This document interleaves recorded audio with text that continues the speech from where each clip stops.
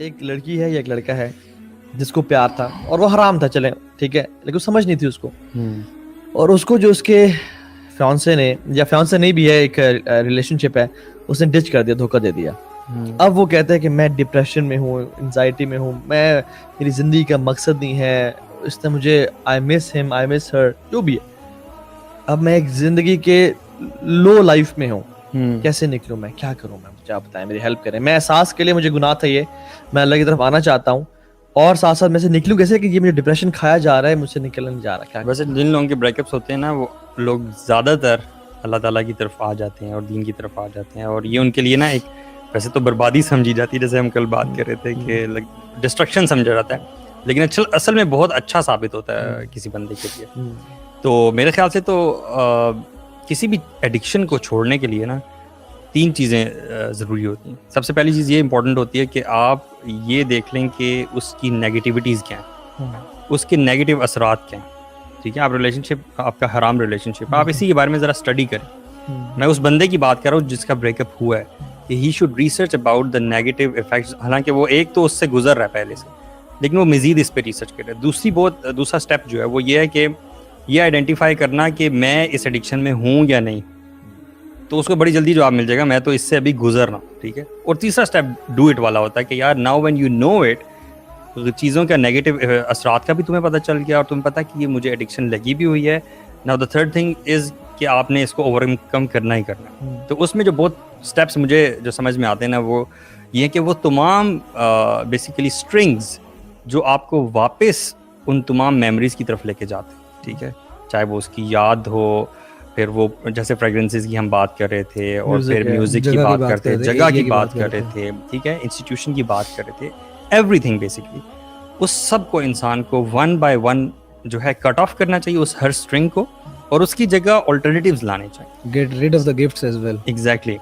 سارے خط آپ کو جلانے پڑیں گے, ٹھیک ہے, اور ساری میموریز ختم کرنی پڑیں گی. بیسیکلی وہ سارے اسٹرنگس توڑ کے نا, میں سمجھتا ہوں ان کی جگہ ریپلیس کرنا چاہیے انسان کو. اچھی گیدرنگ میں پھر جائے انسان, ٹھیک ہے, کوئی تفسیر سیشن یا اس طرح کے اسکالرس کے ساتھ اٹھنا بیٹھنا. اور ایک اور چیز بھی ہے, some people when they are in this depression phase, rather than thinking what's coming ahead, what should I do right now, they keep themselves fighting the negative emotions and keep them busy in fighting these negative emotions and loneliness میں feelings. چلے جاتے ہیں, loneliness میں چلے جاتے ہیں, اور کہتے ہیں کہ یہ کیوں آ رہا ہے مجھے, میں کیوں ایسا ہو رہا ہوں, اور اس میں پڑ جاتے ہیں.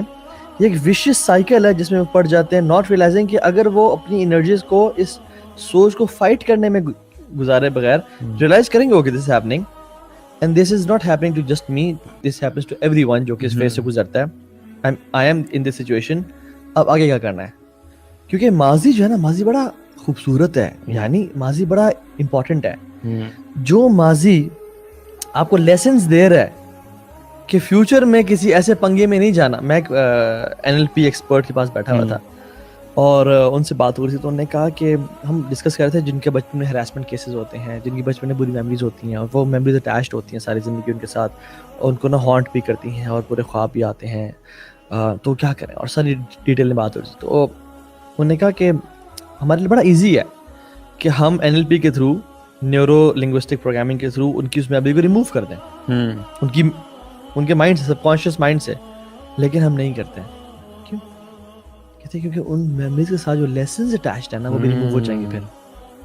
یعنی کسی اسٹرینجر پہ ٹرسٹ نہیں کرنا, گڈ ٹچ بیڈ ٹچ کیا ہوتا ہے, اور پھر جو اس میموری سے اٹیچڈ لوگوں کی اور بچوں کی خدمت ہے, اور اس کیمپین کو چلانا ہے, اور انرجی جو ہے کہ میں کسی پاکستان میں کسی بچے کا ریپ نہیں دوں گی یا زیادتی نہیں دوں گی, وہ ڈرائیو ختم. کتنے لوگ ہیں جنہوں نے ہاسپٹلز اس طرح کھڑے کیے ہیں, ان کے ساتھ کچھ ایسا ہوا, انہوں نے اس کے بعد ہاسپٹلز بنا لیے.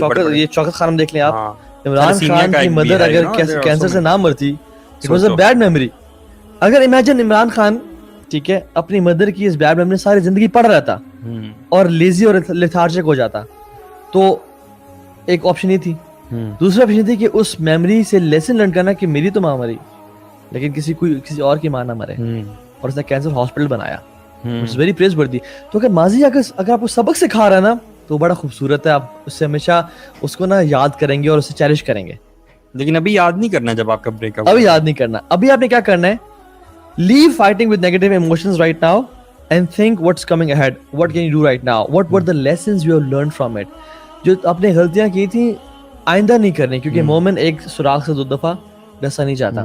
آپ کو میرے خیال سے فزیکل میئرز بہت زیادہ لینے ہوتے ہیں, کیونکہ صرف آپ اپنے مائنڈ میں اس سے فائٹ نہیں کر سکتے ہو کہ آپ صوفے پہ بیٹھ جاؤ اکیلے اندھیرے میں اور آپ فائٹ کرو کہ میں اب جو اس کمرے سے نکلوں گا نا تو پھر میں ایک اچھا بھول چکا ہوں گا سب. ایسا نہیں ہو سکتا. آپ کو فزیکل میئرز لینے ہوں گے, آپ کو کہیں جانا پڑے گا, کاؤنسلر سے بات کرنی پڑے گی, لوگوں میں اگر تو بیٹھنا آپ کو ہوگا. ڈپریشن ہے پھر تو I would highly recommend you to go to a counsellor, psychiatrist, psychotherapist, کسی کے پاس جائیں آپ اور پراپر اپنا ٹریٹمنٹ کروائیں. اور یہ ڈپریشن آپ کو اس وجہ سے صرف نہیں ہے کہ آپ کے ایمان کی کمی ہے آپ میں یا آپ کا اللہ سے تعلق اچھا نہیں ہے. جو شخص کہتا ہے نا کہ یار آپ کا ایمان کمزور ہے, جا کے نمازیں پڑھیں, he is doing worse to that person again. اچھا ایک تو مجھے ڈپریشن ہے, ایک تو میں اور میں اس کے اوپر آن ٹاپ آف دیٹ میں برا انسان بھی ہوں. مطلب نہ مجھے اللہ جل پسند کرتا ہے, نہ خطرہ جان. یہ پتہ ہوتا نہیں کہ ڈپریشن کی ٹائپس کیا کیا ہیں, ٹائپس کیا ہیں. اور مجھے ڈپریشن ہے یار. At the same time depression کو ریکگنائز کرنا بھی بڑا ضروری ہے. میں سمجھتا ہوں کہ ہر بندہ یہ کہنا شروع کر دیتا ہے کہ مجھے ڈپریشن ہے. یہ بھی تو ڈسکریج بات ہے کہ ہر بندہ یہ سمجھے کہ مجھے ڈپریشن. ہاں, کیونکہ لوگوں کو خود بھی نہیں پتا نا ڈپریشن کیا. بالکل, لوگوں کو کئی دفعہ صرف اور صرف سیڈنس کے ایپیسوڈز آ رہے ہوتے ہیں, ٹھیک ہے, کسی ایک معاملے کو لے کے وہ افسوس میں ہوتے ہیں خالی, وچ از اے ٹیمپریری فیلنگ. ٹھیک ہے, ٹیمپریری ہے, نیچرل فیلنگ وہ ہر انسان کو ہوتی ہے. اللہ کے نبی صلی اللہ علیہ وسلم کو بھی جو ہے نا وہ افسوس ہوا اپنی اولاد کے فوت ہونے پہ, سب کو ہوتی ہے. It's a totally natural feeling.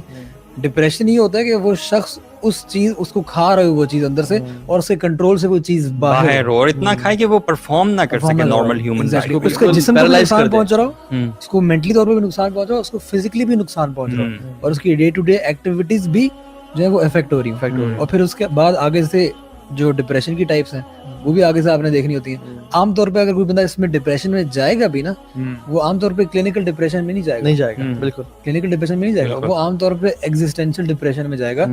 وہ ٹائپ ہے جو کہ اپنی تھاٹس کی وجہ سے ہی, اپنی زندگی کا کوئی ریزن نہ ہونے کی وجہ سے ہی, مقصد وائی ایم آئی ہیئر کا جواب نہ ہونے کی وجہ سے وہ اس کو ایک دم سے ریئلٹی ہٹس ہارڈ کہ جی ایک دم سے بریک اپ ہوا ہے نا, کیونکہ وہ اپنے آپ کو اس شخص کے اندر اتنا زیادہ انویسٹ کر چکا تھا کہ اس کو اور کچھ نظر نہیں آتا تھا. صبح شام موبائل نکالا تو وہی شخص, یونیورسٹی گیا تو وہی شخص, سویا رات کو صبح اٹھا تو وہی شخص. اور یہ بھی میموری بن جاتی ہے کہ اس سے زیادہ خوبصورت ہے بھی نہیں پوری دنیا میں. ایگزیکٹلی, کھیتوں میں چھلانگیں ماری تو وہی شخص, ایگزیکٹلی, راتوں خواب میں دیکھا تو وہی شخص. میں کہتا کہ اگر وہ بندہ اپنے آپ کو اس بندے میں اتنا انویسٹ کر چکا تھا کہ وہ ہر جگہ جسے دیکھو تو ہی تو ہے, جب وہ شخص اس کی لائف سے نکل جاتا ہے نا, تو اب وہ ٹائم جہاں پہ وہ پورا دن وہ بندہ سلاٹ ہوا تھا ہر جگہ پہ, جب وہ بندہ نکل گیا نا, اب وہ جگہ خالی پڑی ہوئی ہے. نہیں, صحیح بات ہے, ایگزیکٹلی, وہ جگہ خالی پڑی ہوئی ہے.